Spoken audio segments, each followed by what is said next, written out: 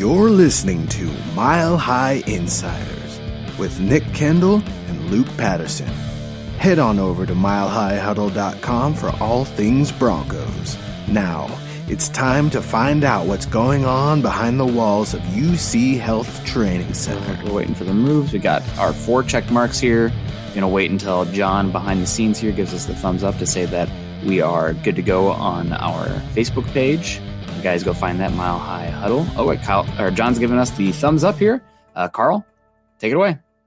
All right, everyone. Well, welcome into Mile High Insiders featuring Building the Broncos.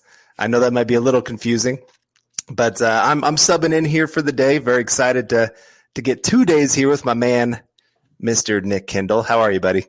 Hey, man, doing pretty well. Went and saw a few houses today because the wife and I are looking to move out of the one we're in right now, and got home and saw the Kyle Fuller news. So really excited. I mean, that's been impending for a while. I did have a little bit of anxiety, like if he did release, the Chargers would be interested, the Colts, the Packers also, but that guy, he wants to go play more golf with Vic Fangio. I'm confident. Well, and the nice thing is Broncos heading into today had the most cap space in the NFL with $42 million. We'll talk about that as we get into the show. But let's say hi to some folks too, though. We got some Ernie Mays coming in here, Holden Adams. I see Todd's in here. Todd Ostendorf. Yeah. Hello, Bronco Maniacs. I like it. Levi Hope. Hey, everyone. Got Eddie Wilson. Let's see. Man. Spicy Mike is in the house. EA Shalom is in the house. Rob Khalifa is in the house. We got Let Loose Records in the house. Mike Deeringer in the house. Got a good bunch of people excited to talk some Broncos. Jose Johnson. So some names we don't know, some names we do know. David Kilgore, friend of the pod. How you doing? Hey, guys, how you doing? Joseph Anthony, looking pretty swole there. Looking like a chest day. Miller 707 coming in featuring his cute little dog. How you doing? Miguel Santivision. I butchered that. Sup, fellas? I did my best. That's all you could say. Really excited. Mile High Insiders featuring Building the Broncos here to talk. We obviously got to talk Tuesday night, and now we get to talk about one of the Broncos' biggest moves so far. So really exciting. And I mean, really the picture is all starting to come together, right? You kind of have an idea about the puzzle pieces. George Paton painting the picture though. And I like what I'm seeing so far. Yeah. Well, I did want to get to one. We have a new listener in, first time checking out the pod from Heartman Dad 1. I like the cool picture going there. So appreciate you tuning in for the first time. Hopefully we can get you some good information here today and you can really 100%. Enjoy the show. This is the Overtime Podcast Network. All right. Well, speaking about huddle, the Broncos got some new guys that are going to be in their defensive huddle going into next season. And the Broncos made another move. I know the rumor was, cornerback. It was the team's biggest individual weakness going into the season. You couldn't really go into next year with Ojemudia and Callahan as your only cornerback options. In theory, I mean, saying Bassey coming off a serious injury. Broncos go out, they sign Ronald Darby, 3 years, $30 million, essentially a 2-year deal. But they brought him in. I would have been fine with just that going into next year. I mean, still a little bit concerned, but would have been okay with it. Bringing in Kyle Fuller now. Will the Bears release him? Will they trade him? Blah blah blah. He's released. The Broncos pick him up almost immediately. I mean, you want to say that there's no talking going on behind the scenes. These guys have been talking. No doubt. Yeah. No doubt in my mind. But Kyle Fuller, $9.5 million, $9 million guaranteed, 1-year deal. I love that because he is a 30-year-old cornerback. And that, I mean, once a cornerback hits 30, they could drop off in an instant. And it's such a quick twitch position that if you do lose a step, you're in trouble. But I mean, it's a great move. And gosh, what an investment in Vic Fangio from George Paton. Right. Yeah. All these moves have shown, I think you put this on Twitter recently, that, maybe it's not so much that this is all a showing of, I think last season was a commitment to Drew Lock by using your first 2 picks on wide receivers. You got Noah Fant, of course, in the building. Melvin Gordon, Graham Glasgow. I mean, they invested in the offense. Yeah, they invested in that offense. This year, they made Fangio a very happy man, adding 2 corners that he very much likes a lot. Getting Justin Simmons locked up, Shelby Harris being back. You got Von Miller staying in Denver. I mean, all those positions. Pardon me, I was thinking about, we could almost talk today of just comparing this defensive unit to that 2015-16 unit Now, I think the 15-16 unit, I think still, because they had better linebackers, interior guys, all of that, it's still a notch above. But, I mean, that was a generational defense. Yeah. And this is the first time I've been real excited to watch this defense in a while. And Fangio's kind of made, as the old saying goes, chicken salad out of, you know what? Chicken bleep.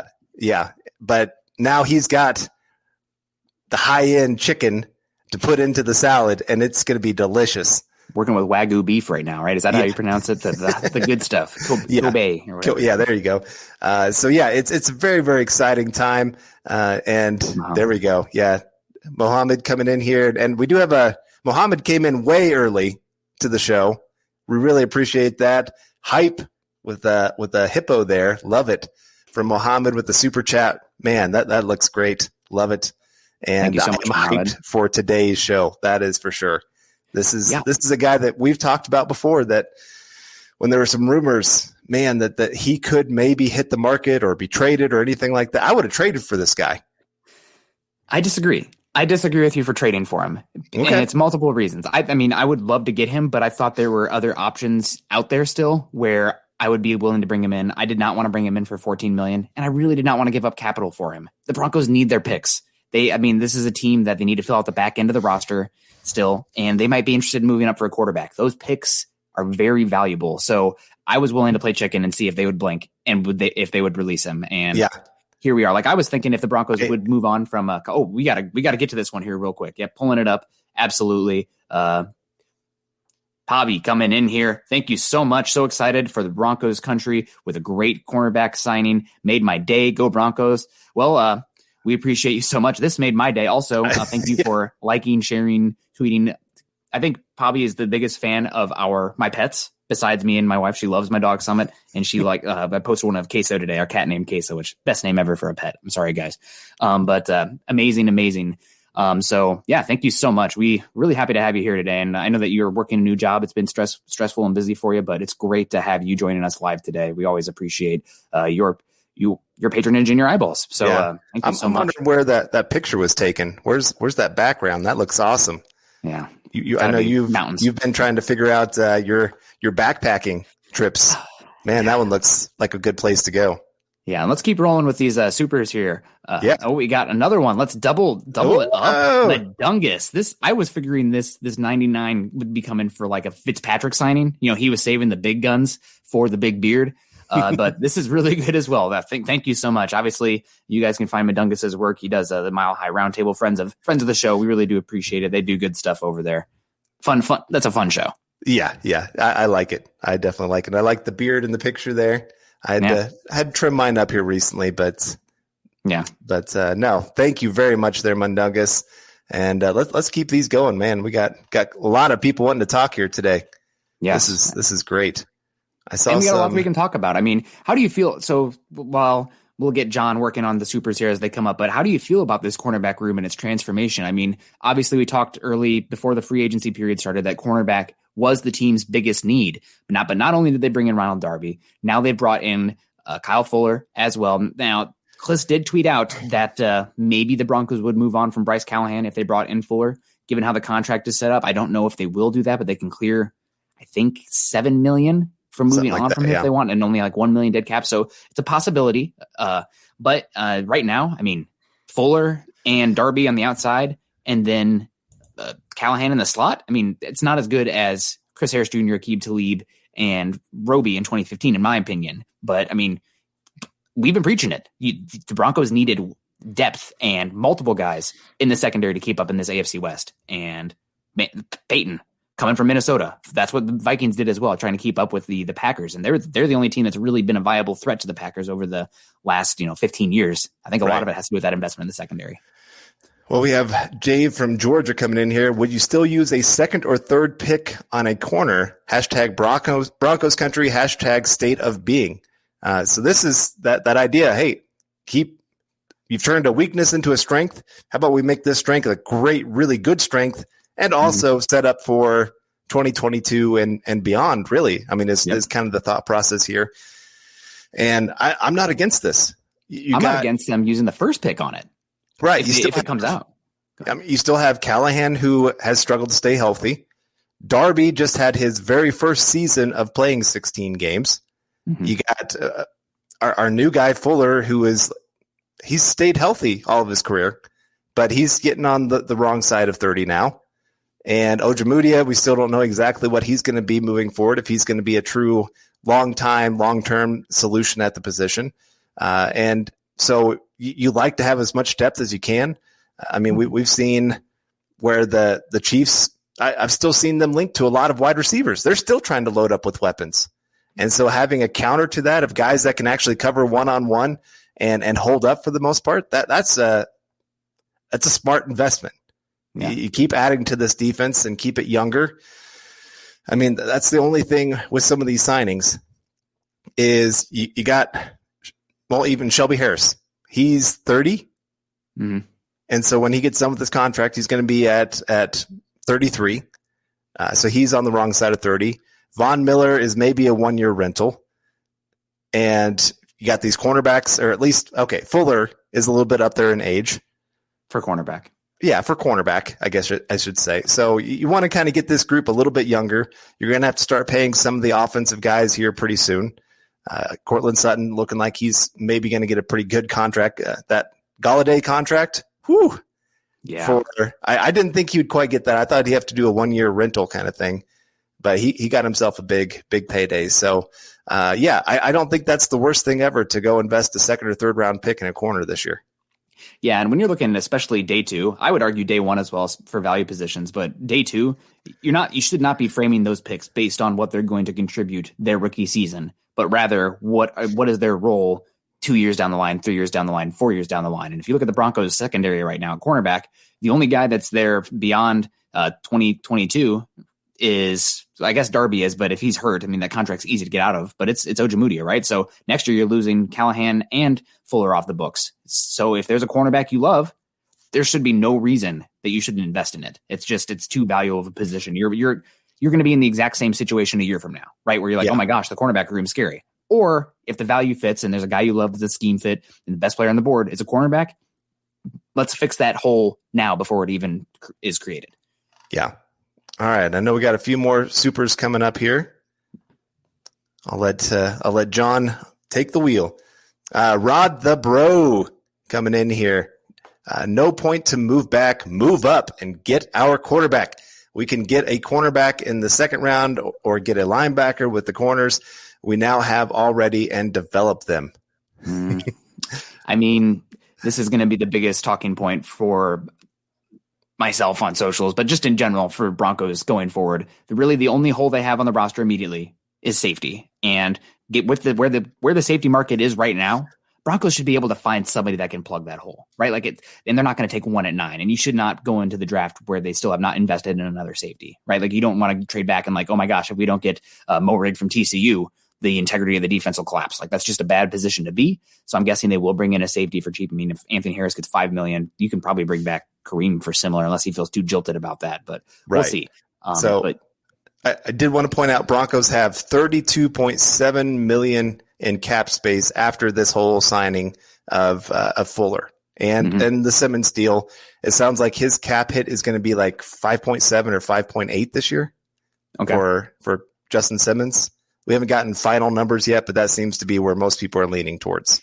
Yeah, and this is a point I kind of want to come to with Rod That Bro. Thank you very much for the super. But the thing that I want to say is that, this Broncos team, a lot of these contracts they have in room right now, but they're pretty backloaded, right? And that makes sense given the Broncos are probably a team that's going to be sold soon, and you can pay these guys more down the line when you have a more cash-rich owner situation. But that being said, this is going to have some salary cap implications down the line where the Broncos are going to have some tough decisions. I mean, Garrett Bowles' contract, it balloons in the back half. The same probably with Justin Simmons. That's also the case with, Darby, all these guys. I mean, you're going to have a decent amount of investments coming up. And then you have, it's not just the Cortland Sutton one, even though that's the most on the immediate horizon as far as Broncos that are going to be getting big paydays. But Bradley Chubb's going to be getting paid here really soon. You got that 5th-year option next year, I think. It's the 5th-year option. He's got 2 more years of control, right? I think so, but he's going to be expensive in 2022. That contract is on the horizon. Draymond Jones is going to be on the horizon as well. Noah Fant. And if you want to be able to pay these guys, keep the gang together, so to speak, you only have 2 years left of Drew Lock control. If you take a rookie quarterback this year, that quarterback control window goes from 2 years to 5 years. And that gives you a much better chance to retain this young talent that is deserving of big contracts, because the Broncos have actually started to do pretty darn well at draft and developing. So food for thought. I think that's something people don't frame that opinion about a lot. 2 years of control versus 5 years of control is a massive difference for how you can construct a roster. Right. All right. So we have another super coming in here from Michelle Parker. Appreciate the super chat. And I wonder how much Fuller has left to give the Broncos. That is a great question. Mm-hmm. Thank you, Michelle. Really, really do appreciate it. He still looked pretty good last year. It wasn't as great as his elite years with Fangio, but yes, it was it was still a good year. And I think under the Fangio system, they can really do well in getting him to play at his maximized ability. I mean, his best work is off ball, being able to come downhill. It's same with Darby. I mean, that's why they really liked his game, is his ability to come downhill, make plays. And so I'm excited to see these two. I think he's still got 1 year of really, really good cornerback play and maybe 2 more years of good cornerback play left in him. Yeah, I mean, you never know with cornerbacks, right? They can just fall off really quickly. Yep. I think he's still going to be good this season. Now, am I expecting all-pro? It's not like the Broncos just brought in Jalen Ramsey, but still, this cornerback and coverage in general is a collective effort. And it's as much about the pass rush as it is the guys in the back end. The Broncos front four looks pretty darn good. I say front four because, guys, nickel is the new base. Like, they just get used to it, like 5 defensive backs. So like Shelby Harris, Draymond Jones, Von Miller, Bradley Chubb, with those guys back there, I mean, it's going to be fun. It's very much a short-term window win for it. And again, coming back is an investment in Vic Fangio, because if the Broncos went, let's say 5-11 this year, Vic's gone. But with the moves that they're making right now, it's very much we're not going for it all this year, probably because of the quarterback situation, but we are pushing for playoff contention and directionality forward in general, which this team has been lacking since Peyton Manning was in the house. So it's all good. It's great moves. I'm really excited about the direction of the team. George Paton is doing a great job. Right. All right. Let's keep these going here. We got David coming in here. Yeah, man. Always a fan of the show. Really appreciate it. Mm-hmm. And I think we've both been on his show. I'm going to be on next week with him. Oh, cool. I think I'm sometime in April. So there we go. We'll tweet that out when we get to that. But thank you, David. Yeah, David, thank you. Under what circumstances should Denver stay put at 9? I would say there's a few. So obviously, if one of their quarterbacks happen to fall to their position, you go ahead and get your guy there. Although I think you're gonna have to go up and get him. I mean, that's just pretty obvious. If you like them enough to take them at 9, you should like them enough to go up and get them. It's that simple. Yeah. The quarterback position, you shouldn't overthink it. If there's your dude, go get him. Yeah. Period. But there's still some talk of the value of Sewell at the offensive tackle position, of where he's going to go. Some teams might like another guy a little bit more than him. I don't know. I'm not sure where that's all falling. I know some people seem to be saying he's really kind of fallen off a cliff here a little bit, which I still don't quite believe. He could fall off a cliff to 9 overall and the Broncos scoop him up. That would be that'd be okay with me. I mean, it's again talking about the long-term needs of the Broncos. Okay, you're paying Juwan James all this money this year, but you can save $8 million moving on from him next year. Even if he's good next year, I'm looking to trade him, right? Like, I'm cashing in now. I'm not getting my total investment back, right? You bought a stock here, it dipped a little bit, but now it's kind of right here. And you're like, oh man, should I wait to get it back up here? No, sell now. Because I think odds are better that it's going to drop again. So sell high. And if you get Sewell there at right tackle, you can invest at 9 now. Do it. It's just such a valuable position. Right. Is he there? That's a different question. I don't really believe he would be there at 9. Yeah. Another one. I know a lot of this might get some pushback, but Pitts. Yes, that's what I was hoping you'd say. God, yes. He's just okay. Of all the players, and this draft has some great weapons in it. Running back, wide receiver, and then of course Kyle Pitts at the tight end position. There's not really much offensive draft. Yeah. But Kyle Pitts takes the top of that list. What he can do, he can play that tight end. He can play X. He can play pretty much any position you want. Slot receiver if you really wanted him to. And just he has that kind of versatility. He has athleticism. He's got size. He's got great hands. He's got an ability to block. I think that is underrated. I think a lot of people are just like, this is a receiving option, so you're not going to be using him in that blocking capacity. But if he's on the field, he's going to have to block at some point. And so he's just that kind of player. We talked about it before. If there is a player that stands a chance to be a Hall of Fame player from this draft, it's probably him. Yeah, I agree with that. Even with Trevor Lawrence. Yeah, he's at the top of that list. And so I just think if he's there at 9, you have that conversation.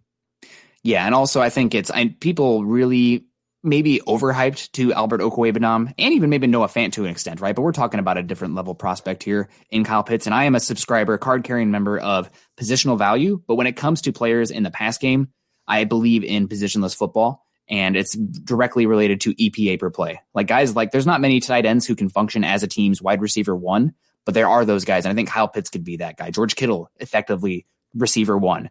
Darren Waller, definitely receiver 1. Travis Kelce, Tyreek Hill, you can they have 2 1s. I would say 1A and 1B. I think Kyle Pitts could project as that. And it's also, you make a great point. It's not just his ability to play Y, F, or H, where all those tight end kind of fullback positions. He can move out and play big slot. He can move out and play X. And coming back to here, thinking long-term, because this is what building the Broncos is about, right? It's long-term roster building projection.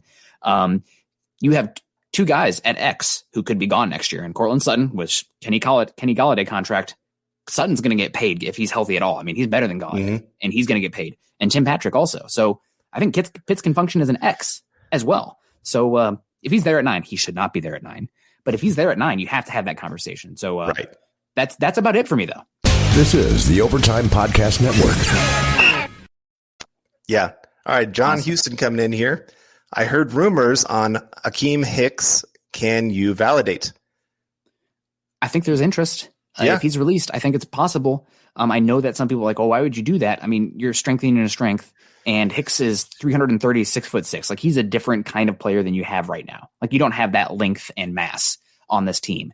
So to add him, bring in either Harris or Jones on like 3rd down and kind of rotate in there, that's not a bad thing, especially if you can get them at a slight discount, which I think Hicks might be interested in coming to the Broncos, playing with Chubb and Vaughn and the cornerbacks they have right now. I mean, obviously, Patrick Mahomes, but like you're going to have to come across that anyway if you want to win it all, right? Like you're going to have to beat the best to be the best. Right. So I think he was potentially in a trade talk with the Broncos, but they, like I said, they bet on themselves saying, nah, you're going to blink first. They blinked. Right. Now Fuller's a Bronco. What a great first name too. Kendall. Oh, just rolls off the tongue. No, that's his brother. Okay. All right. Rogue Theory. I like the face covering there. That's kind of cool. I'm stoked on all the moves that George Paton has made so far. A+ grade from me. What do you guys think so far on the job he's done? I would give him an A so far. I mean, the only thing, it's still TBD, right? Like there's still moves to be made. I would love the Broncos to bring in a Billy Turner-esque, maybe even if that's even bringing Elijah Wilkinson in at tackle before you get to the draft. Because I do not feel comfortable with Juwan James and Calvin Anderson, and insert draft pick here. Like I would rather have another tackle, even if it's like for a vet min. You just need a body there that you can't go into like a Jake Rogers type, right? Like that unacceptable. And Calvin Anderson's better at left tackle than right. So I'm more concerned about right. And then safety. Safety is the other one too. So it's an A, but there's still, grades to be left. And also a lot of people very upset sentimentality wise with moving on from Phillip Lindsay. You guys know I don't really value the running back position. Lindsey's a great story, good energy player. If they had brought him back, that'd have been fine. But also the fact that they let him walk and he got $3.25 million, that's about what his value is. And he wasn't a great scheme fit here. I mean, it's just short term. He's older. He has a lot of carries already, older for the running back position and where he is. It stinks for the story. But like overall from a football scope, I don't put too much weight in letting him go. I don't think it's a big needle mover. Right. All right. David Kilgore coming in here. Since we have gotten 2 cornerbacks in free agency, does this mean we are looking at quarterback or linebacker in the draft? Is it true that running back Harris is in play? Why? So I'll take this one here a little bit. Yeah, I would say no position is off the board at this point, because I mean the great thing is like cornerback. Yes, it's great that you got these guys, but again, like you said, Fuller and Callahan could be gone next year. So you still need to keep adding to that position. You don't know what Ojemudia is going to be. Darby could get hurt again. there's just a lot of questions still surrounding that position. Safety, obviously, you could still use somebody there. Linebacker, yes, you could use somebody. I guess probably not at pick 9 because I don't think the value is quite there of edge. It depends on what you think. Oh, never mind. Edge. I thought you were going to say linebacker. No, edge. Linebacker, yeah, I'm not Parsons guy right now. I like a lot of other guys in the draft, and I'd rather not take the risk on him. But if you trade back and there's a guy that you really like, it's still there. Quarterback, yes, it's there. Running back, yes, we're both pretty big proponents on not taking running back early in the draft because it just doesn't value-wise end up adding up very well. I mean, look at the Broncos the last, 10 years, something like that. I guess it'd be about 10 years. The best running backs they've had, undrafted guys, Phillip Lindsay, CJ Anderson. And so the value is just hard to find there. But you look at the Vikings, they did take running back pretty high, getting a second rounder. And obviously, do what? And a third as well with Madison. Oh, yeah, good point. So running back has been a position that they have valued. But if they trade back, yes, I could see Harris being in play. Them kind of going, hey, we got all these other picks. Let's take this guy that we know fits our system that we think is going to be a playmaker for us. He does add in the pass game, which is great. He's a pretty good pass blocker. Not a huge strength, but I think he's a decent pass blocker. He's not he's right there at 1A, 1B for me for top running back. Javonte Williams is another that I think his explosiveness just really outpaces what Harris can bring to the table. And I'd rather have an explosive running back if I'm taking one early, just a guy that can really hit that home run for me. So, like I said, I don't think there's any position, even wide receiver, tight end, we already talked about him, offensive tackle, all of those positions I think are really much still very in play. Yeah, and I will say if the Broncos, the thing about taking a running back in the first round is the draft picks outside of the quarterback position, because quarterbacks operate differently, are slotted. So you're taking a running back and you're pretty much just punting on the value of that first round pick because they're going to get paid big money out of the gate, where you get a really great bargain at a cornerback, at an offensive tackle, at a wide receiver, at a another edge rusher, especially. So I guess they could do it. I wouldn't be a big proponent of it, but we'll see what happens. We got B Quinn 1838 with a somewhat interesting picture there. I'm not sure. I have a little chill in my spine, but maybe it's the comment here. No Fly Zone 2, Electric Boogaloo. Thank you very much. That's good. That. I like it. I feel like the Broncos need to add another defensive back still before I'm really all in on the No Fly Zone 2. Maybe somebody that can play safety, but maybe that's even kind of a slot safety hybrid named Elijah Molden. I wouldn't hate that at all. Yeah, hint. Yeah.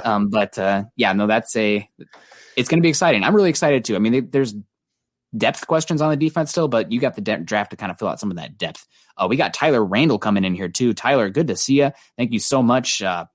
Coming in hot every single show now, man. We really do appreciate it, and we definitely recognize this Fuller signing is a perfect fit. Let's get it. Hashtag Denver Broncos for life. Absolutely a perfect fit. I mean, peanut butter and jelly, right? Ranch and everything, right? That's the best combo. No, but it's a great one. I mean, I think it speaks a lot of the Broncos' interest in Fuller, but also Fuller's interest in Fangio and Ed Donatel, that he can go here. And I mean, he's probably going to make himself money coming here too. I mean, I know he's going to be 30, but this isn't a team. You're adding a strength now, right? The cornerback room has turned around drastically, and the pass rush should be that much better next year because Von Miller, Bradley Chubb a year further from the ACL, Draymond Jones, year 3, who, I mean, you know, if you guys listen to the show at all, you know, Carl and I are huge Draymond Jones fans. So that's thank you so much, Tyler. And that's a good one. It's a great signing.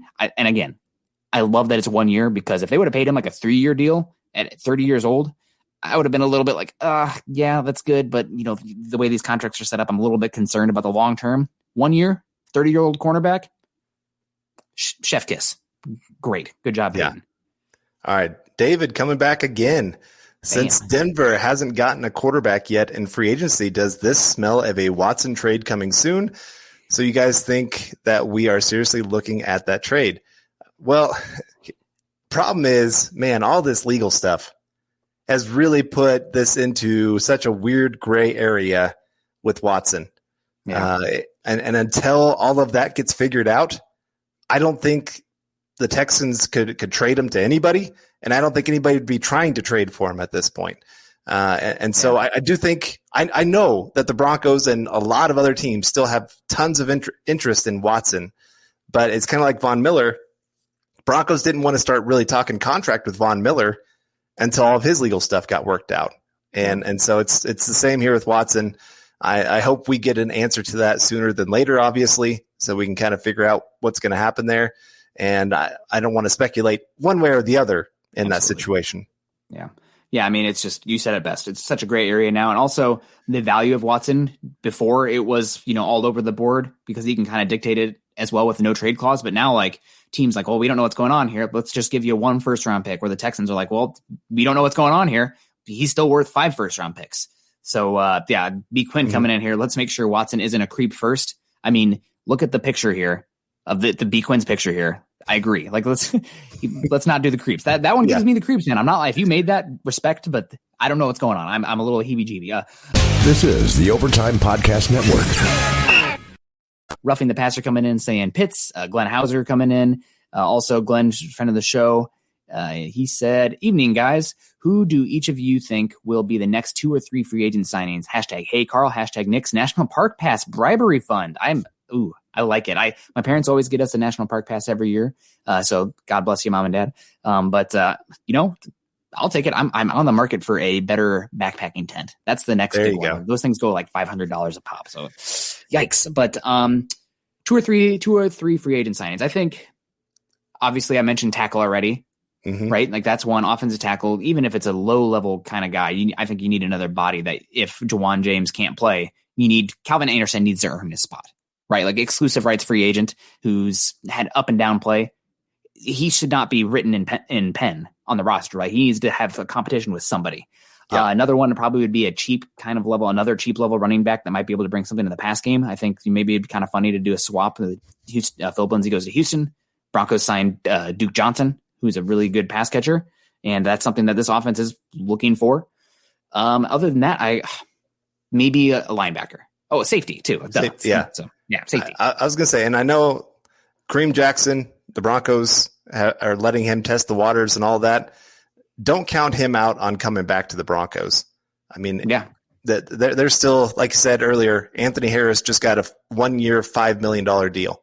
Yeah. And there's a lot of people who were like, go get this guy. I was surprised he didn't sign for a little bit more. He had a down year, but it wasn't so down that I thought he would get $5 million. I thought he'd get maybe 8 to 9 to 10 million kind of area. Yeah. And also quick shout out here. Big E Bronco, Nick and me, you and sharing the brain right there with Elijah Molden. Also, it's, I believe, Big E Bronco's birthday today. So shout out to you. Happy birthday, buddy. Nice. Thank you so much. Facebook friends, we're out here and just wanted to give you a shout out there, Big E. And we got Dave Darlington coming in here. I'll judge this offseason after week 4. I mean, right. That's a good point, Dave. That's a good point. I mean, last year, the Broncos injuries were kind of an outlier, right? And if you had that back-to-back seasons, that would be, you're talking about like Los Angeles Chargers level of bad luck, but it's possible. Every year it resets and you got an older defense. So, anything could happen, but still we're happy right now. This is a celebration one. Don't bring in realism in here, Dave. That's normally our job to do that. All right. David coming in here again. Thanks, David, for this heads up. Hicks likely to stay in Chicago now, as Brad Biggs said. And I mean, that's the thing is I think they were letting him talk to other teams, talk about trade, all that kind of stuff. But he's still valuable to the Bears. Mm-hmm. And I'm still not sure what direction they're going. I mean, it's just I feel bad for Bears fans right now.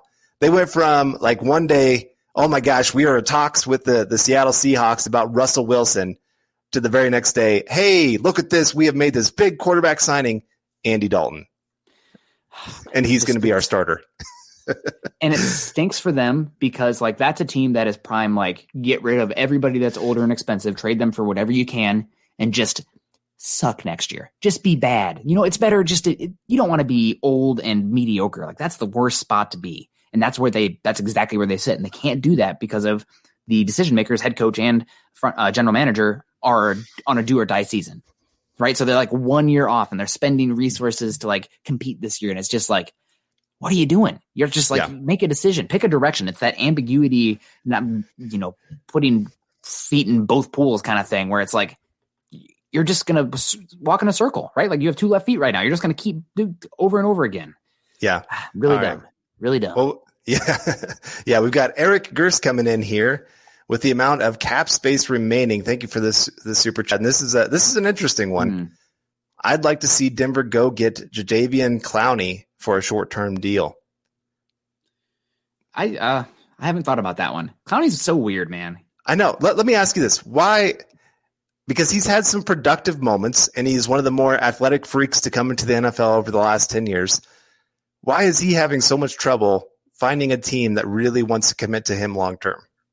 I think part of it is his profile versus his production. Obviously, disruption is production, but there is something to be said about finishing. And Clowney, over multiple seasons now, has struggled to finish. I think he's not the most flexible player, so he doesn't really have that ability to finish his pass rush moves. He's explosive off the get off and he's long and strong, but like to be able to turn the corner and cut space, that's not his game. I mean, I like him best when he's like over the A gap or B gap and just destroying a guy.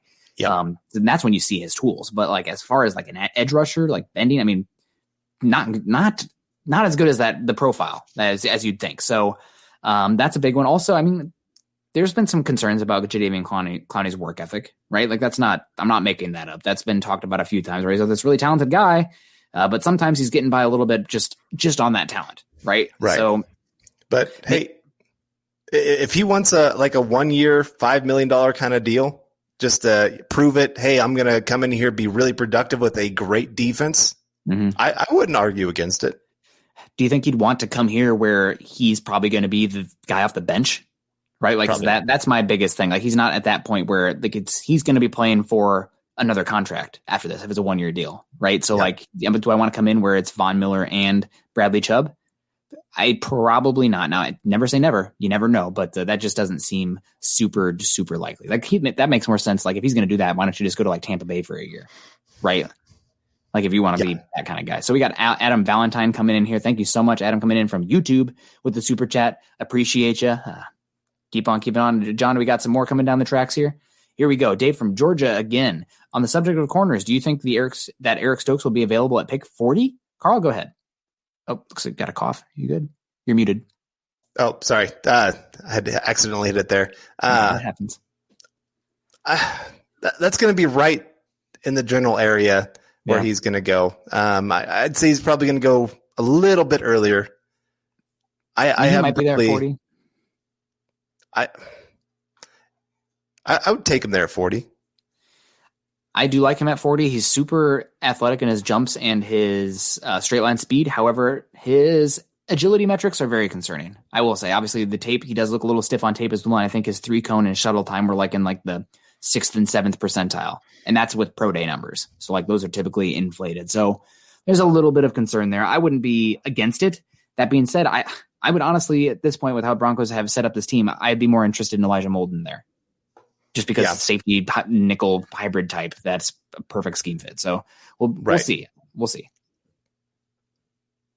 But yeah, no, it's good. It will be really interesting. Carl, so now that you're talking about this, where do the Broncos sit with the 9th overall pick? Or where do you sit with the 9th overall pick? Obviously, there's multiple directions where the Broncos could go. We talked about Pitts and Sewell, but what in your heart of hearts? Let's say you're putting on your general manager hat here for a second. What is Carl Dumler, the Denver Broncos general manager, looking to do? I'm trading up to 3. Trading up to 3. Okay. Two questions from that one. 2 questions. One, what are you willing to give up?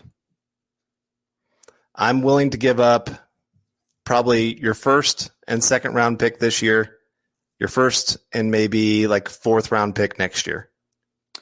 Wow. That's a lot. It's a lot of cheddar, as they say. And it is.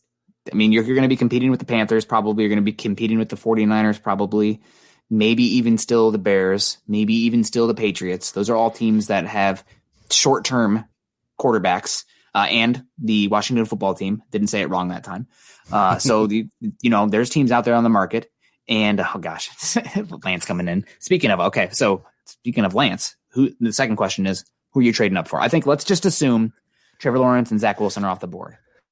Who are you trading up for? Justin Fields. Justin Fields. All right. Yes. You heard it here, guys. Justin Fields. Okay, not Trey Lance. Justin Fields. Yes. Why So is that? Because it does seem like the NFL, not general media, not draft media specifically, where Justin Fields is more of a known product at Ohio State, is the quarterback 4, according to the NFL, not quarterback 2 or 3. Right. So one reason I think he is more of your true day one starter compared to Trey Lance. I think Trey Lance has a better arm, but Justin Fields doesn't have a terrible arm by any means. It's not good. weak. It's a good arm. I think he's more accurate than Trey Lance. I think he made some more NFL type throws than Trey Lance so far in his career, and that speed. That I think both of them are probably pretty close in speed, but I think Justin Fields is a little bit better about feeling pressure, being able to. I know he got sacked a lot, but it's more because he was trying to do too much. It's also partly the Ohio State offense. The Right. option reads are slow developing, and you're supposed to hang, and he does. So Right, and he does a great job of just being able to make plays out of nothing. I think of all the top quarterbacks, he was the best at just making a negative play into a very positive play. And I loved his character that he showed there at the end of the season. That, I mean, he was fighting with everything he had. That national championship, he was the only reason that Ohio State was kind of in it for the first half. The rest of the team kind of seemed to be intimidated or just slow. Justin Fields was given everything he had. And especially when you consider he had some broken ribs, that man was out there just laying it all on the line. So that really goes a long ways for me. I would be happy with Trey Lance too. Don't get me wrong. I love both of them.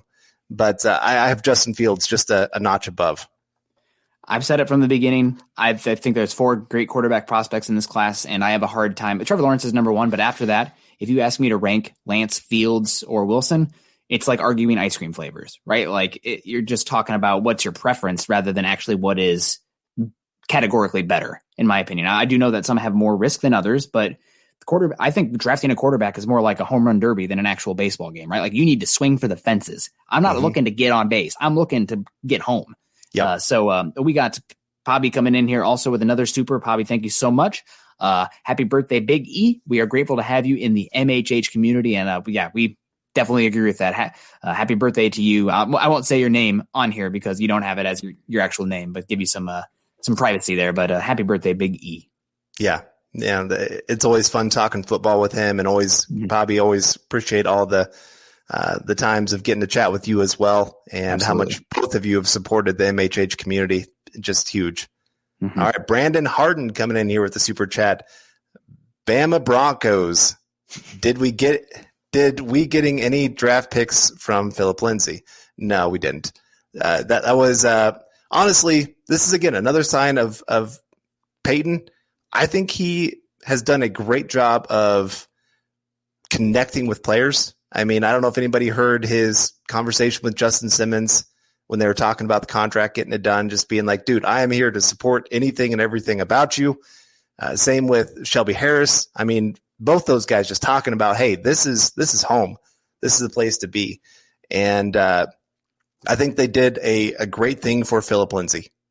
Let him go out there, get his money, take care of his family.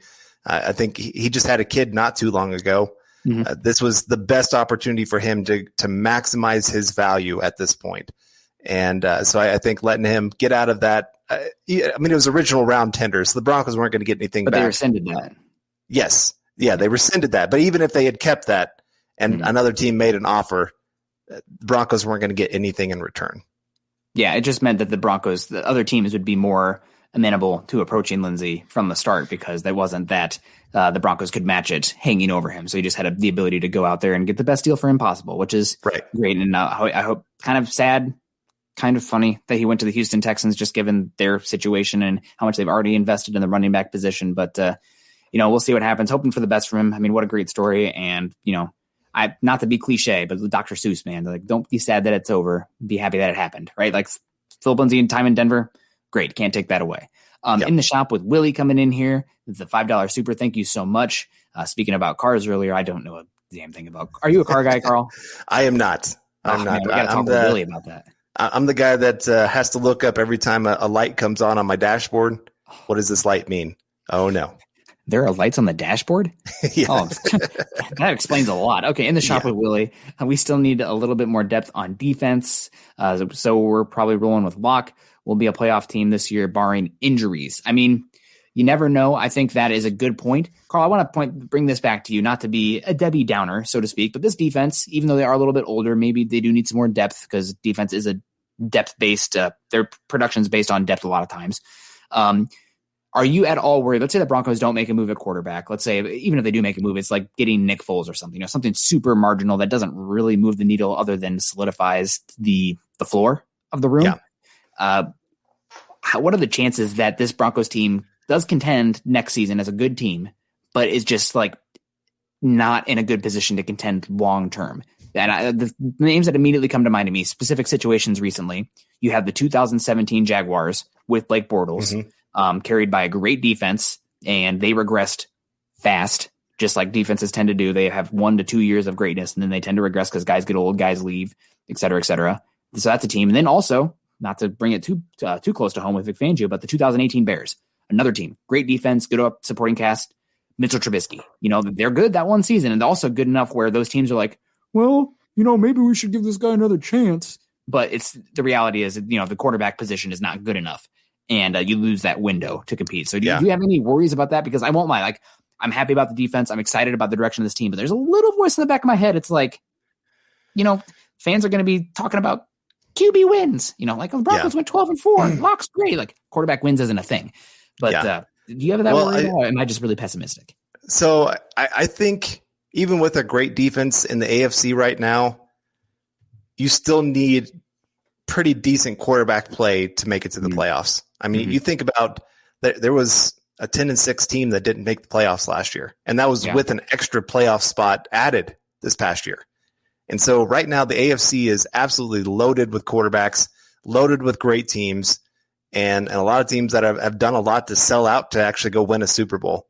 And so I think you're still going to need Locke to have to take a pretty big step up if you were talking about playoffs, even with a great defense here in Denver. Right now, I mean, AFC West, you've got 2 quarterbacks that are for sure top 10, or at least should be top 10 this next year. You got Derek Carr, who's right on the edge of that 10 to 12. I was going to say, which quarterback are you talking about there? Because Derek Carr is right in that conversation, although I am going to see if he turns into a pumpkin with that offensive line, because Derek Carr without pressure. That's why I feel a lot more comfortable putting Derek Carr third in that quarterback ranking. Yeah. And so, I mean, that's a lot of great quarterbacks right here in this division alone. It's going to be tough just to get to that second spot in the division. And I mean, you're going to have to get there to get to the playoffs, in my opinion. I don't think there's going to be 3 teams that make it from the AFC West. Yeah, no, good point. We got Hugh coming in here.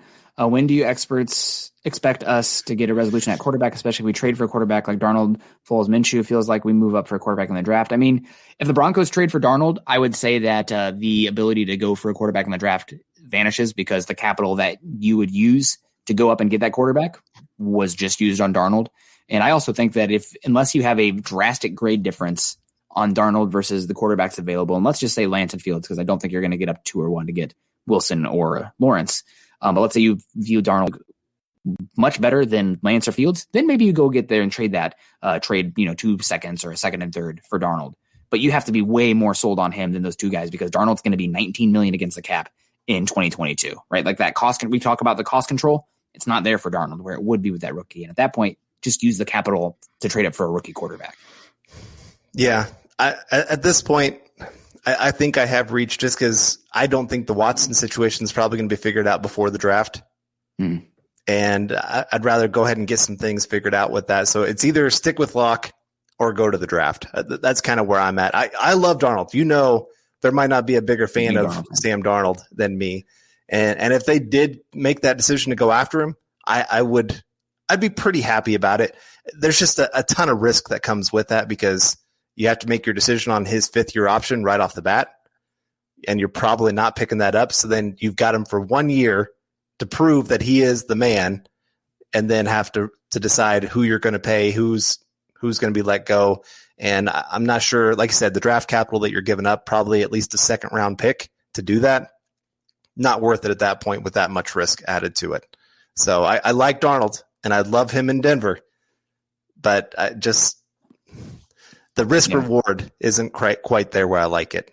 And on that last super, John's pulling up this next one, but he didn't list the guy that I'm waiting for. I'm waiting to see what happens with Marcus Mariota, right? Like that's kind of a who's going to blink first with the Raiders right now. They're not going to trade him individually. Am I interested in paying him? What is it? 12 million, 10.5 million? No, but if Marcus Mariota is released, that's the guy that I'm most interested in. I think it's the fact that you don't have to give up capital and bring in that guy. So, and I think he's a great fit for Shermer's offense as well. Yeah, that's what I was just about to say. His short area throwing ability, he is highly accurate. He showed that in college a lot. This last year, I thought he showed his ability to, I thought he was a lot more aggressive in his running, where he actually realized, hey, I'm an athletic quarterback. I can take off and run. Yeah. He actually used it. And if more teams have to respect that ability of his, and then you throw in his accurate passing and these kind of weapons. I mean, right now in Denver, there's not many teams that have more weapons that can take a 5-yard pass and turn it into a touchdown than Denver right now. Yeah. And so you just get that ball in their hands with an accurate pass with room to run. This offense can really take off with that. So I think Mariota, that's a great one to throw out there. Yeah, if he becomes available, I'm in Peyton's bedroom at 6 feet still. You know, I'm vaccinated, but at 6 feet, just respect him. Yelling in his face, though. 6 feet. Go sign that guy because that just makes so much sense. We got Shadeef Henson coming in here, like Greg Newsome, J.C. Horn, Richie Grant. What do you guys think? I really like Newsome. If the Broncos trade back to like 20 and take Newsome, good job, Peyton. That's the value game, baby. You took you got a cornerback that can do some outside stuff, maybe some safety stuff, some slot stuff, perfect scheme fit, long-term sign. You got more capital. Beautiful. J.C. Horn, I don't think he's a scheme fit. I'm going to be honest. I do not like him off coverage. And Vic Fangio played the second highest rate of off coverage of any team in the NFL last year. Actually, the highest if you include slot as well. But the highest rate, or the second highest for wide cornerback. J.C. Horn, if he doesn't play press, he grabs like crazy. And I don't know. He scares me. I think other teams, more press heavy schemes will like him. Richie Grant, if he's there at 71, I'm in. 40 is a little rich for me for a 25-year-old safety that did not have great 2019 tape as well and has tackling concerns. Right. In coverage, Richie Grant, one of the better safeties in this entire draft. Yeah. But yeah, you ask him to have to come down and tackle. And if you're asking him to take over what the Broncos asked Kareem Jackson to do, it's not going to end well, I don't think. He's going to have to really improve some areas of his game. And J.C. Horn, you're right. You don't want to take him out of what he does best. You want to get players that you can put them in their best position, especially early in their career, to build confidence.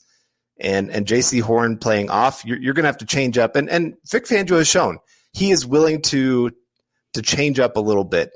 I mean, he switched a lot more to man coverage. He still played a lot. I mean, it was mostly off man, but he played a lot more man coverage than zone coverage as the season progressed. That was mostly because of injuries. And so I think he could figure out a way to do that with J.C. Horn a little bit.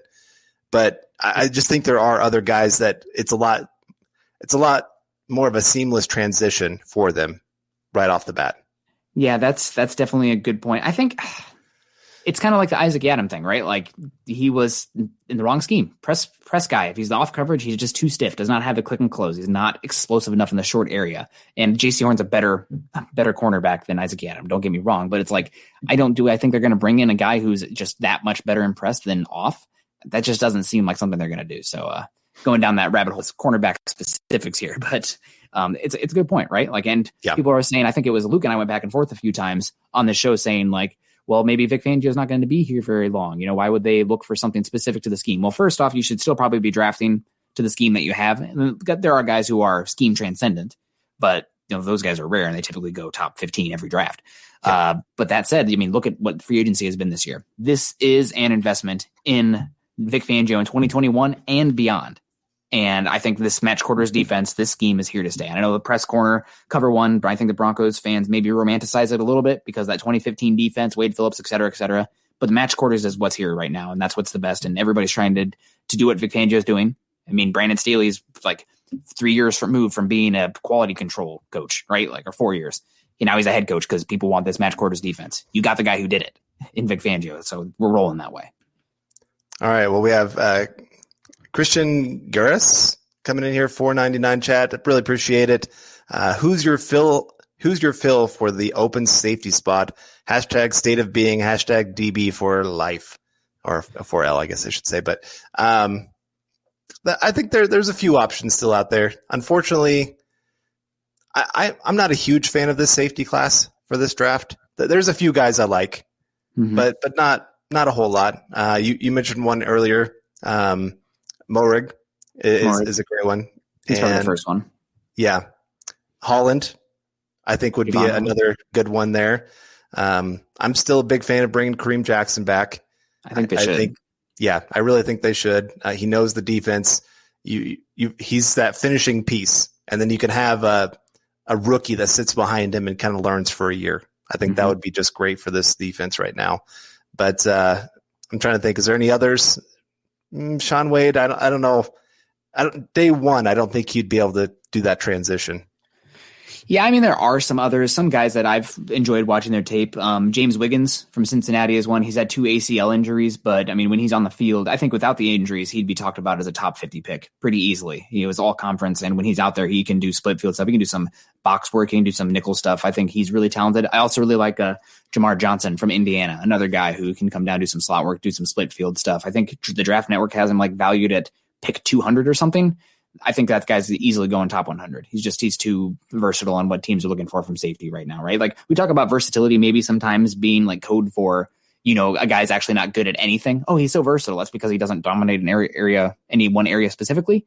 I don't know if that's true for safety though. I think if you want versatility, one position where you have to have it in today's NFL is safety because they're asked to do so much. And I think both those guys have versatile traits. It's why like a guy like Malik Hooker, a really good cover one safety, how much value does that have, right? Like you know what your coverage is going to be a lot of times.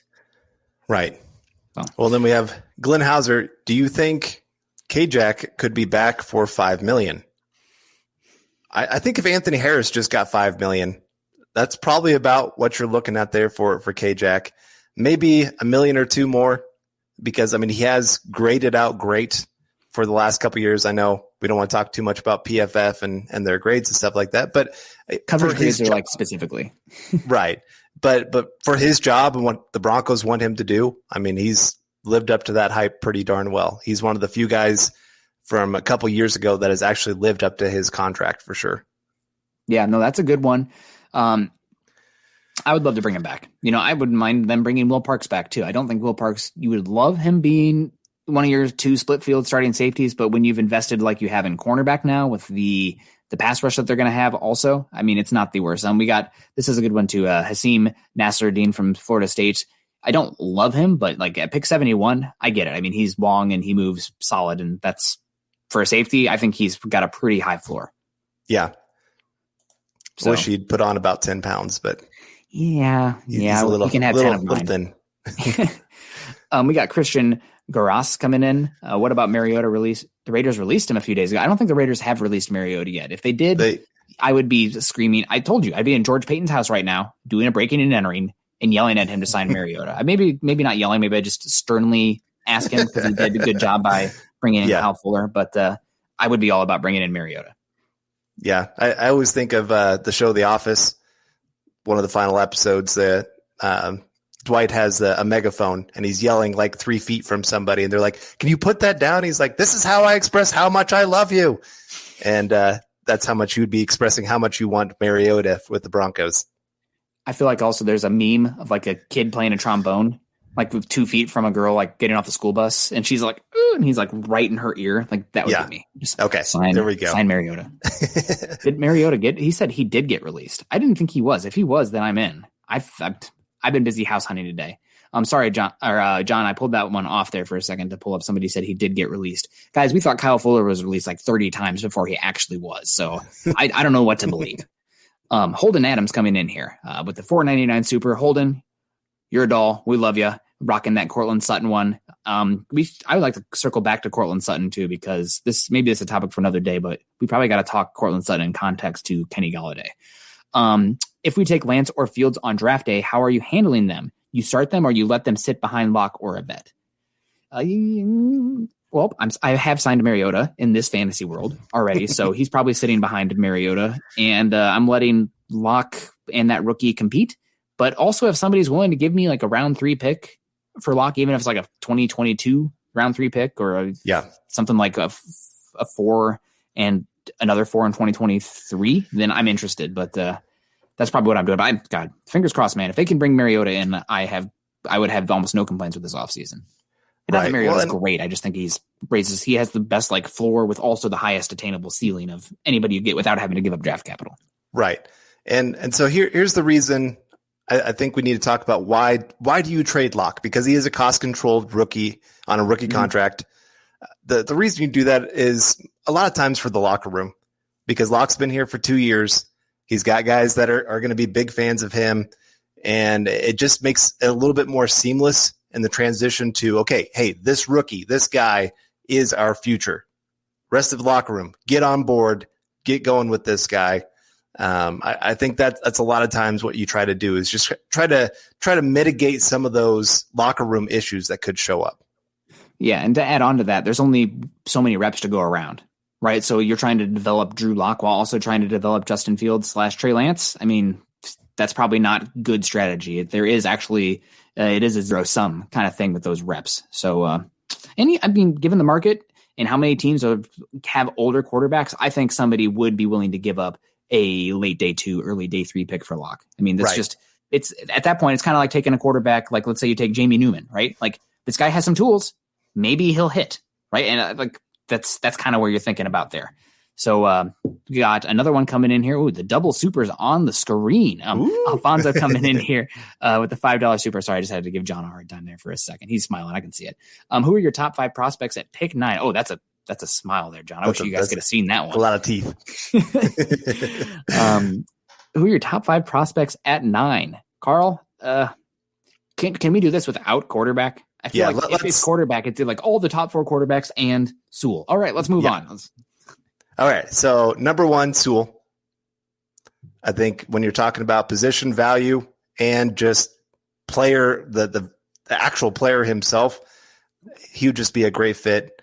I think I'd have Pitts number 2. I'd have Slater number 3. Okay.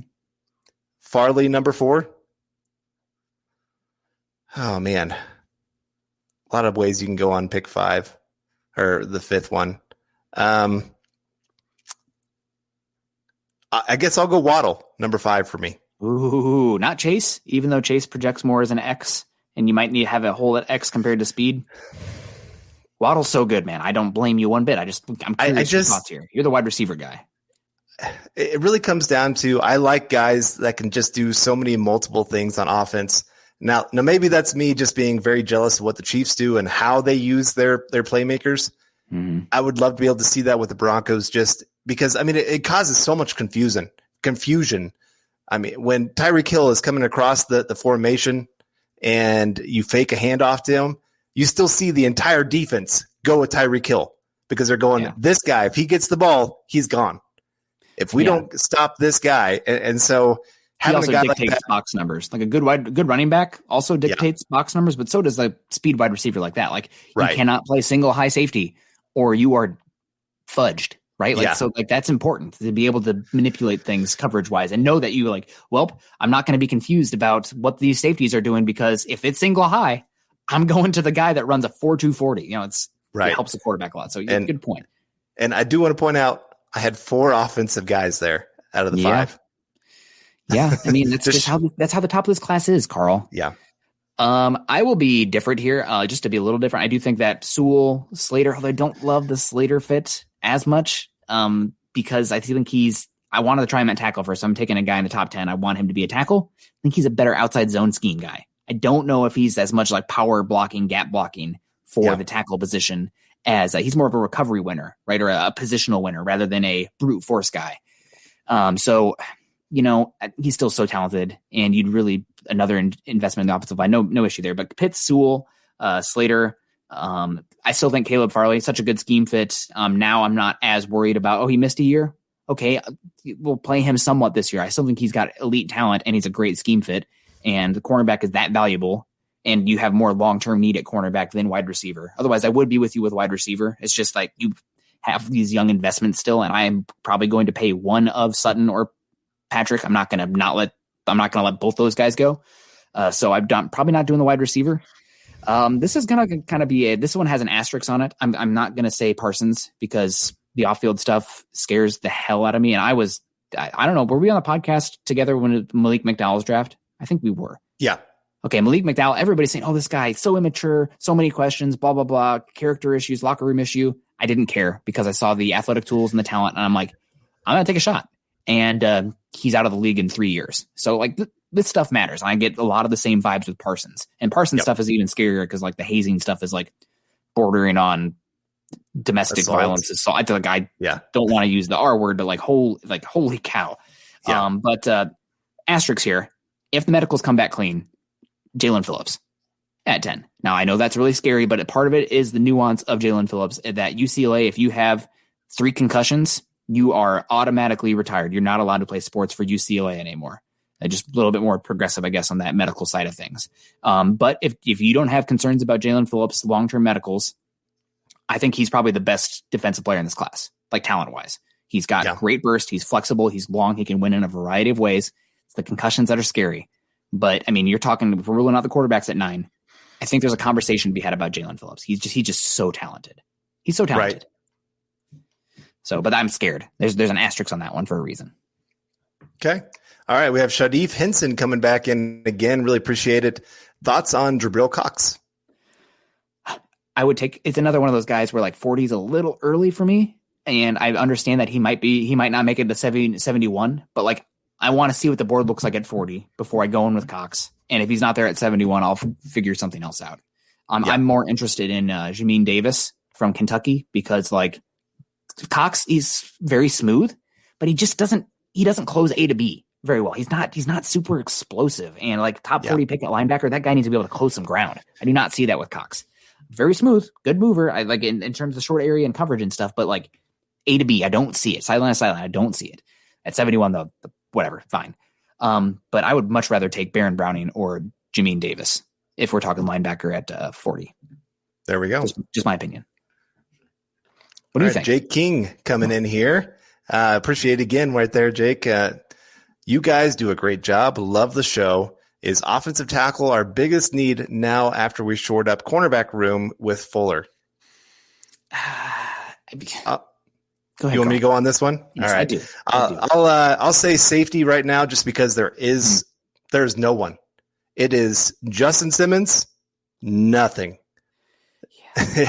It's scary where that room is at. Usually like to have 4 safeties that have at least 2 that are good, obviously, that can be starters, and 2 that have ability to at least come in on some snaps and be special teams guys. Yeah. We have no one that has that ability to come in right now that you would trust on the field. Every offensive coordinator would say, this is where we're going with the football. You will attack this area of the field. Wherever that safety is, you go after that guy. So you hope though with the pass rush and the cornerbacks that you have and Justin Simmons that Vic could do a little bit of scheming where it doesn't have to be amazing, but I'm with you. I mean, Trey Marshall, he has value as a 4th safety. Maybe I would be comfortable with him as the 3rd going into the draft and just seeing kind of what teams look like. Maybe pick up somebody when teams go from 90 to 53. Also, that's another area where you can add talent. Broncos have done it multiple times. But I'm with you. Like going in with Trey Marshall as your number 2, I don't feel great. I do not feel great. All right, Scott. That was outside of quarterback, though, right? Like you were just taking quarterback off the board there. Oh, okay. Yes. That's. I think we have to always kind of put that caveat into the conversation there, but it's in its own universe. It is, yeah. So Scott Edwards coming in here with the $10 super chat. Really appreciate it there, Scott. Love the picture there of both of you. Nobody is talking about safety. Talanoa Hufanga. You nailed it. Hey, thank you. He would. There's so many hard names in the Pac-12. I know. I don't know what happens there, but he would be a great safety to either sit behind Jackson if we bring him back or possibly start day 1. I won't lie to you. I get some like Sua Craven's feelings with Hufanga. Not as much the off the field concerns, but the health and like this guy's a dime backer, right? Like he's that 6th defensive back that sometimes you play him, but like too high. I don't see him having that ability. Honestly, I might be more interested in him as a will in defense. I mean, we just saw that with Keanu Neal, just signed with the Cowboys, and he played safety for the Falcons for a few years. But guess what? Game's changing. You got to have more versatility back there on that back end. And so he's going to be a will linebacker for the Cowboys defense. So totally changes. I think that's probably Hufanga's projection for me. I just don't see the split field deep safety work that he can do. Right. But that's just me. All right. Dehine? We'll go with that, with the monkey with a gun. There we go. Nice picture.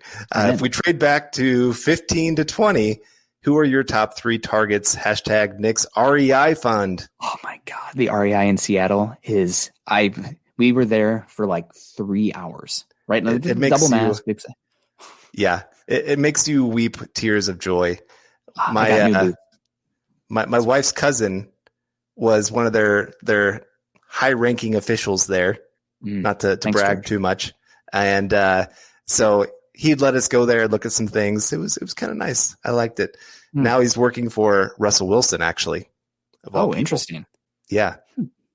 Interesting. Cool. So I told him, I said, I talked to his mom, actually, and I said, do you think he would ever let us talk to Russell Wilson on this show, even though it's a building the Broncos? He said, I think we can talk about that. We should convince him. Look at the Bears and the Raiders right now. No, look at the defense. Come on, Russell. We can meet in Seattle. I'm in Seattle, buddy. I will buy you a beer or Mr. Unlimited. What? I don't care. Talented. Top 15 or top guys. If you paid back in the 15 to 20 range, I'll go real quick here. I am very interested in Azeez Ojulari. I think he's very talented. I think he's going to be in that range. Maybe you could say Kwity Paye as well, but I think Kwity Paye will go off the board before Azeez. I mean, you're talking 4-3 team versus 3-4. What do you want? So Azeez Ojulari, Greg Newsome, another one I have no issue going 15 to 20, investing in that cornerback position. And then Christian Darrisaw. That'd be my next guy. So all positions of value, cornerback, edge rusher, offensive tackle. Those are positions where you're probably okay. 2021, 2022, though, you're going to have multiple holes to fill. Let's patch one up now. Unless they go quarterback, that's, again, talking its own universe. But if you're going to have a hole at those positions, you probably want to think about filling it now. You want a guy in that fermentation chamber right now, so that way they're good to go. 2022. Hashtag good vibes. We got Christian Garas coming in again. Sorry if I'm pronouncing your last name. I looked it up and I was wrong. They're trying to get Mariota to take a pay cut. Yes. Yep. So. Yeah. Last time I saw, they were trying to get him to take a $3 million pay cut, which I don't know. The Raiders, what they've done this offseason, I mean, as a Broncos guy, I'm like, thank you, Raiders, for what you have done. Your quarterback, who is skittish, let's just destroy the entire offensive line in front of him. Your game that's supposed to be based on power running and just running over teams, that's gone. So yes, thank you, Raiders, for doing that. And if you decide to cut Mariota and he comes to the Broncos, thank you so much more. Yeah. John Gruden, you are the gift that keeps giving. The Broncos are a team, too, where he probably would think he could win the starting gig, right? Like Drew Lock versus Mariota. I think Mariota would win. Anything could happen, but I think Mariota would win. And he's a good scheme fit for Shermer. And it opens the door for the quarterbacks as well. I mean, let's make it happen. We keep talking about things on here, and they just kind of magically occur. Let's just keep putting it out in the universe. I think that'd be a good one. Speaking of putting things out in the universe, coming in from Iowa, supporting the Broncos from Iowa, Samuel Hayes rocking the hat there. Can't see the image is a little small there, but I'm going to assume it's an Iowa Hawkeye, not an Iowa State hat. Iowa won today in the bracket to Carl.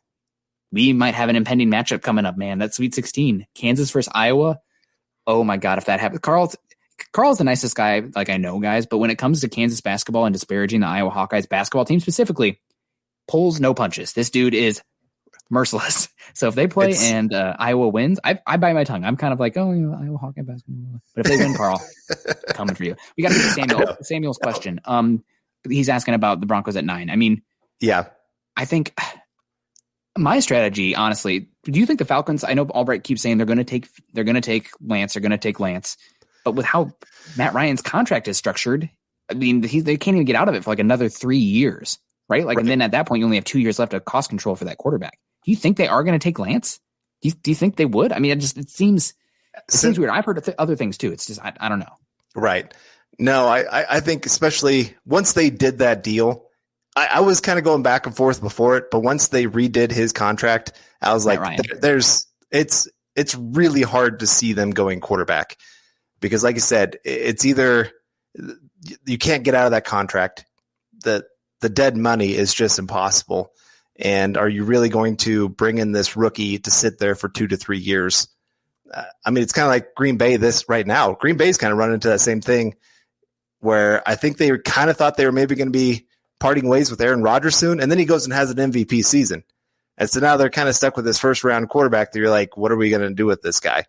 I don't think the Falcons want to find themselves in that situation. So I think really their best option would be some of their weapons are getting a little older, and I think it's probably about that time where you're going to need to add another guy. Kyle Pitts, I'm sure they're probably pretty high on him. That's a team that I think would be very happy to trade back with the Broncos and still pick up there pretty high and get a guy. So, good. Would they be a good trade option? So you said earlier you trade up to 3 and get Kyle Pitts or Justin Fields. Excuse me. Yeah. I have Justin Fields higher, but not high enough where it's like this clear delineation between him and Trey Lance. I know Trey Lance is definitely a lower floor, but he's younger too, and he's got more tools. And also people absolutely just rave about his intelligence. Not that Justin Fields isn't intelligent, but like we're talking Ivy League offers here with Trey Lance. So maybe I'm sitting there at 9 and thinking like, I have 4 quarterbacks that I love. I'm going to stand here. And if let's say I just want to get the 4th one, right? Like just give me the 4th one off the board. I don't want to have to take the 3rd one. I want whatever one fall. And that's kind of what the Bills did too, right? They're sitting there and I'm like, okay, all these guys jumping off the board. I'll just take that next one there because I got them ranked on this tier. And it ended up working for them. They didn't have to trade up there to get that one guy because they like multiple guys the same. So that's where I'm at. Now, I know that's a little bit of a risk with the Falcons because if, let's say, the Panthers trade up to 3 and take Lance and then the Falcons take Fields at 4, well, then you're SOL. But might be able to get a little bit more value or give up less value. It's worth pondering. Yeah. All right. Well, I think that we got another super coming in down the tracks. Oh, Chris Hernandez saying, cheers, my dudes. Hashtag click those little thumbs up. Chris, you are absolutely cheers. I did not bring my adult beverage down here with me, but it is Saturday night. We've been going for an hour and 20 minutes. So if there's still more supers, we'll stick around, obviously. But I do have a beer calling my name. I saw earlier someone was throwing out acronyms, EPA, PFF, DVOA, IPA. I got an IPA in the fridge that is... Oh God, I love IPAs, Carl. I'm such a basic person. Samuel Hayes coming in again. Yeah, Iowa just won the NCAA wrestling tournament. That's right, Carl. Oh, go Hawks.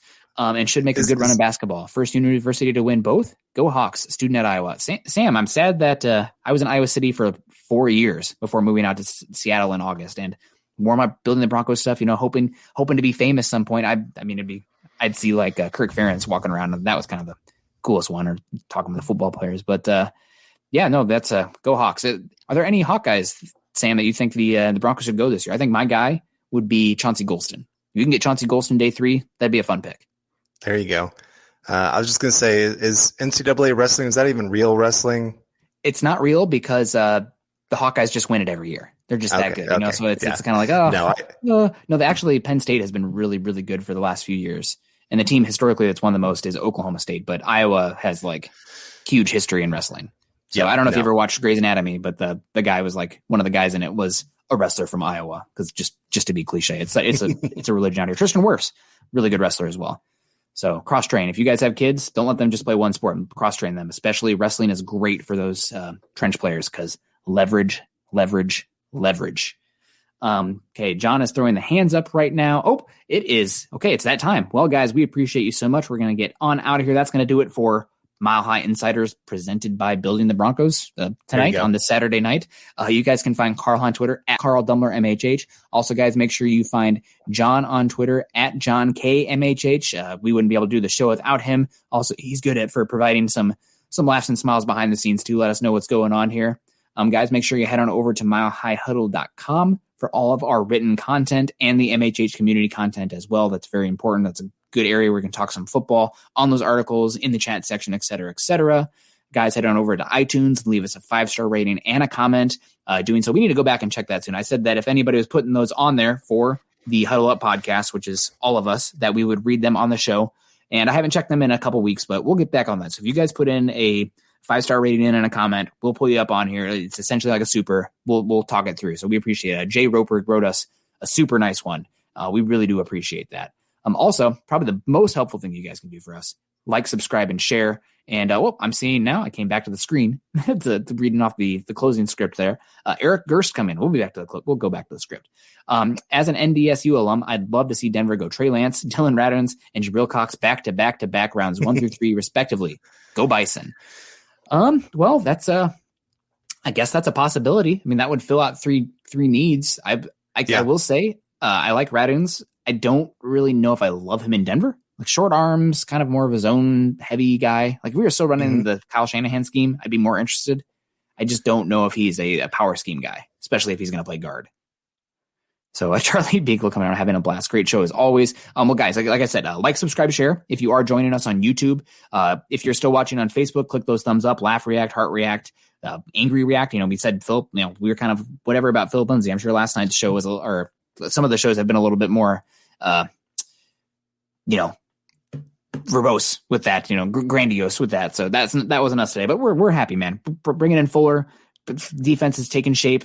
I feel like this is going to be the best Broncos team we've had since the Broncos won the Super Bowl in 2015. So that's great. But guys, like I said, like, subscribe, and share. Also follow us on Twitter at BTB Football Pod, and also at MHI_Football Pod, as well as at Mile High Huddle. Carl, we went a little long tonight, an hour and 20 minutes, but we had a lot to talk about. So we really do appreciate that. Support to our supporters. Also, everybody who super chatted today, turn in stars. You guys were awesome today. We really do appreciate that. When those things are flying and you guys are dictating the conversation, that's when it's the most fun. It's so free flowing. And we want to when the chat's going like that, it's great that we want to get to everybody. But the fact that you guys are also interacting with each other on the chat at the same time, even though you don't always disagree, or even though you don't always agree, that's great. It's the community, man. That's what it's all about. Carl, do you have any plans tonight? Well, I got to go run some hills. Oh man, Carl. Next week's my race, man. I leave for Vegas on Wednesday. Have you ever backpacked? Do you do any of that? Mm-hmm. Yeah, got to come out here sometime. Yeah, no. For Christmas, my parents got us both, my wife and I both, backpacking backpacks. Oh, what'd you get? Oh shoot, I can't remember. It wasn't a brand name big time. It's an Osprey? Okay. No, not quite. Hashtag brands. But thank you guys so much. Dave coming in here. Hashtag Broncos for life. We appreciate you guys. Have a great one. Stay safe. We'll see you next week. We'll see you next Tuesday. Carl and I will. And as always, go Broncos.